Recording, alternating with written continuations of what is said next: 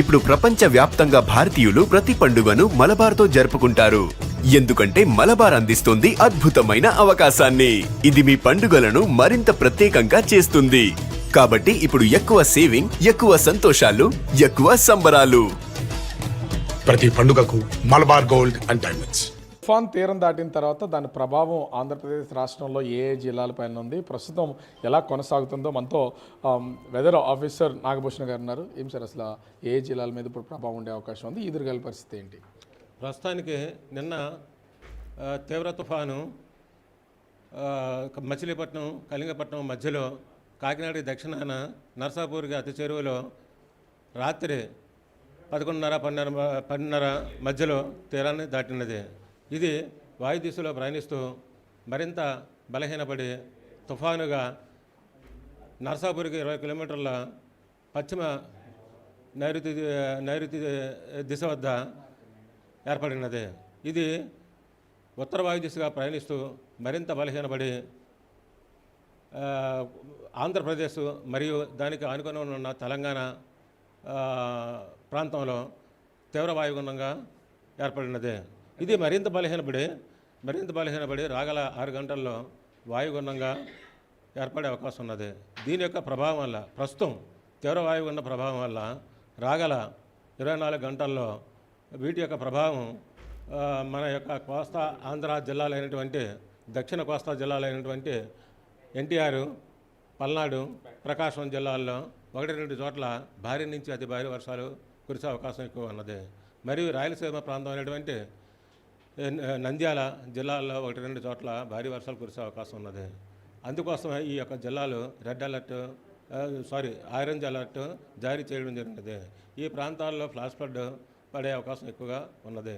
మరియు రాగల 24 గంటల్లో ఆంధ్రప్రదేశ్ జిల్లాలైనటువంటి శ్రీకాకుళం, పార్వతీపురం, విజయనగరం, విశాఖపట్నం, అనకాపల్లి, అల్లూరి సీతారామరాజు, ఏలూరు, పశ్చిమ గోదావరి, కృష్ణ, బాపట్ల, గుంటూరు మరియు నెల్లూరు జిల్లాల్లో 1-2 చోట్ల భారీ వర్షాలు కురిసే అవకాశం ఉన్నది. మరియు రాయలసీమ ప్రాంతమైనటువంటి వైఎస్ఆర్ కడప, అనంతపూరు, కర్నూలు జిల్లాల్లో రాగల 24 గంటల్లో 1-2 చోట్ల భారీ వర్షాలు కురిసే అవకాశం ఉన్నది. తదుపరి రోజు తర్వాత రోజు అనగా 2వ రోజు అయినటువంటి 30వ తారీఖున ఉత్తరాంధ్ర జిల్లాలు అయినటువంటి శ్రీకాకుళం, పార్వతీపురం, అల్లూరి సీతారామరాజు జిల్లాల్లో 1-2 చోట్ల భారీ వర్షాలు కురిసే అవకాశం ఉన్నది. మరియు ఈ ఆంధ్రప్రదేశ్ జిల్లాల్లో ఉత్తర దక్షిణాంధ్ర జిల్లాల్లో 1-2 చోట్ల ఒక మోస్తరు నుంచి తేలికపాటి నుంచి ఒక మోస్తరు వర్షాలు, ఉరుములు మెరుములతో కూడిన వర్షాలు కురిసే అవకాశం ఉన్నది. గాలులు ఈ యొక్క తుఫాను నుంచి తీవ్ర వాయుగుండంగా మారిన కారణంగా గాలులు కోస్తా ఆంధ్ర జిల్లాల పైన గాలులు గంటకి 60 నుంచి 70, గరిష్టంగా 80 కిలోమీటర్ల వేగంతో వీస్తున్నవి. మరియు సముద్రంలో గాలులు ఈరోజు గంటకి 45 నుంచి 55, గరిష్టంగా 65 కిలోమీటర్ల వేగంతోనే, తదుపరి రోజు 2వ రోజు ఈ గాలి యొక్క వేగం తగ్గి గంటకి 35 నుంచి 45, గరిష్టంగా 55 కిలోమీటర్ల వేగంతో వీస్తున్నవి. కాబట్టి ఈరోజు రేపు మత్స్యకారులు వేటకు వెళ్ళకూడదని తగిన హెచ్చరికలు జారీ చేయడం అనేది. ఆంధ్రప్రదేశ్ పోర్టులో నిన్నటి వరకు ఎగరవేసినటువంటి అతి ప్రమాద హెచ్చరిక, దాని ప్లేసులో 3వ నెంబర్ ప్రమాద హెచ్చరిక ఆంధ్రప్రదేశ్ ఓడరేవులన్నింటి అనగా కళింగపట్నం, భీమునిపట్నం, విశాఖపట్నం, కాకినాడ, గంగవరం, మచిలీపట్నం, కృష్ణపట్నం, నిజాంపట్నం ఓడరేవుల్లో ఎగురవేయడం జరిగినది. అంటే ఈ తుఫాను తీరం దాటేటప్పుడు వారం రోజుల నుంచి కాకినాడ నుంచి ఇప్పుడు ప్లేస్ మారడానికి అసలు కారణాలు ఏమై ఉండొచ్చు? దీని వెనుక అంటే ఐఎండీ ఏమన్నా పొరపడిందా అనే సూచనలు ఏమైనా ఉన్నాయా? అసలు అటువంటిది ఏమీ లేదు. యాక్చువల్గా ఈ యొక్క ఎప్పుడైతే వాయుగుండం తీవ్ర వాయుగుండం నుంచి తుఫానుగా మారినదో అప్పటి నుంచే ఈ యొక్క కాకినాడ దగ్గరలో అరౌండ్ అంటే దాని యొక్క పరిసర ప్రాంతాలైనటువంటి నర్సాపూరు, అంతర్వేది, అమలాపురం, కాకినాడ దగ్గరలో, అందుకోసమే దక్షిణ కాకినాడకి మరియు నర్సాపూర్కి అతి చేరువలో తీరం దాటడం జరిగింది. మొదటి నుంచి ఐఎండీ చెప్పిన విధంగానే అక్కడే ఆ యొక్క ప్రాంతంలో తీరం ఖచ్చితంగా చెప్పినట్టుగా తీరం దాటడం జరిగినది. అంటే కాకినాడ తీరంలో దాటుతుంది అనేది ఒక లెక్క అయితే ఉంది, కానీ అది ఇప్పుడు నరసాపురం వెళ్ళేసరికి కొంత అంటే ఏర్పాట్లు చేసే విషయంలో కూడా ప్రభుత్వం కొంచెం ఇబ్బందులు పడే అవకాశం ఉంటుందిగా. ఎందుకు అంత యాక్యురేట్గా ఇవ్వలేకపోతున్నాం అనేది ఏమైనా ఉంటుందా దీంట్లో? అదేమీ లేదు, ఖచ్చితంగా మేము యాక్యురేట్గా ఇచ్చాము. ఎందుకంటే కాకినాడ అరౌండ్ కాకినాడ పరిసర ప్రాంతం అనేటువంటి అవన్నీ వస్తాయి. దానివల్ల మేము ప్రభుత్వానికి కూడా తగిన సూచనలు ఇవ్వడం జరిగింది.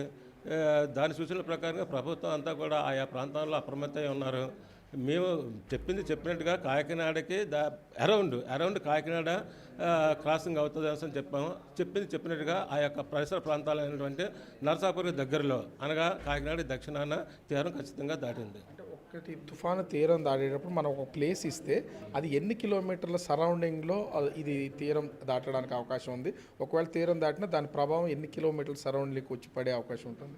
ఇంచుమించుగా అరౌండ్ ఒక 50 కిలోమీటర్స్ రేంజ్ వరకు ఉంటుంది. అంటే ఓవరాల్గా చూస్తే ఈ తుఫానుకి సంబంధించి ప్రస్తుతం తీరం దాటినటువంటి మొంతా తుఫాను దాని ప్రభావం మరొక 2 రోజులు ఉంటుంది. ఈ 2 రోజులు కూడా రాష్ట్రంలో అంటే ఈరోజు రాష్ట్ర వ్యాప్తంగా అనేక జిల్లాల్లో భారీ వర్షాలు కురిసే అవకాశం అయితే ఉంది. రేపు ఉత్తరాంధ్రలో మాత్రమే 3-4 జిల్లాల్లో ఈ భారీ వర్షాలు కురిసే అవకాశం ఉంది. తర్వాత ఇది బలహీనపడుతుంది కాబట్టి వర్షాలు తగ్గే అవకాశం ఉంది. అదేవిధంగా ఐఎండీ ఇచ్చినటువంటిది యాక్యురేట్గా కాకినాడ పరిసర ప్రాంతాల్లో తీరం దాటే అవకాశం ఉందని ముందు నుంచి చెప్తున్నాం. దానికి అనుగుణంగానే కోనసీమ ప్రాంతంలో ఇది తీరం దాటినటువంటి పరిస్థితి అయితే ఉంది. అటు మచిలీపట్నం, నరసాపురం, అమలాపురం, కాకినాడ ఈ పరిసరాల్లో తీరం దాటే అవకాశం ఉందని ముందు నుంచి చెప్తున్నాం కాబట్టి అదేవిధంగా దాటిందని విశాఖ వాతావరణ కేంద్రం అధికారి నాగభూషణ్ చెప్తున్నటువంటి పరిస్థితి కనిపిస్తోంది. కెమెరామెన్ అజయ్తో రాజు బిగ్ టీవీ, విశాఖపట్నం.